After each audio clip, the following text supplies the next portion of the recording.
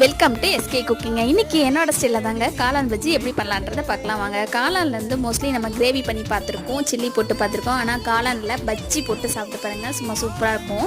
இப்போ அதுக்கு தேவையான மாவில் இப்போ ஆட் பண்ணிக்கலாங்க. ஒரு பவுலில் வந்துட்டு 1 கப் அளவு கடலை மாவும் 1/4 கப் அளவு அரிசி மாவு எடுத்துருக்கேங்க. 1 டேபிள் ஸ்பூன் மிளகாத்தூளும் 1/4 டேபிள் ஸ்பூன் மஞ்சத்தூள், 1/4 டேபிள் ஸ்பூன் பெருங்காயத்தூள் ஆட் பண்ணிக்கோங்க. 1 டேபிள் ஸ்பூன் சீரகத்தூளும் மிளகுத்தூளும் ஆட் பண்ணிக்கோங்க. 1/4 table spoon garam masala add பண்ணியிருக்கேங்க. இதுக்கு தேவையான சால்ட்டு போட்டு நல்லா கொஞ்சமாக கட்டி இல்லாமல் தண்ணி ஊற்றி நல்லா கரைச்சி வச்சுக்கோங்க. இப்போ காளானில் பாதியாக ஒரு காளானை நான் 3ஆக கட் பண்ணி இதில் போட்டிருக்கேங்க. மேலே இருக்க ஸ்கின் எடுத்து போட்டிங்கன்னா காளான் வந்து கருப்பாகாது. எண்ணெய் நல்லா காஞ்சிருச்சு. இப்போ நம்ம இந்த மாவில் பரட்டி ஒன்றா எடுத்து போட்டுடலாங்க. இப்போ நம்மளோட காளான் பஜ்ஜி சூப்பராக ரெடி ஆகிடுச்சுங்க.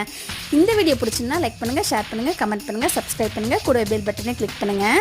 மரமே இல்லாத காடு எது? இந்த வீடியோக்கான பதில் தெரிஞ்சுன்னா கீழே கமெண்ட் பண்ணுங்கள். பாய்.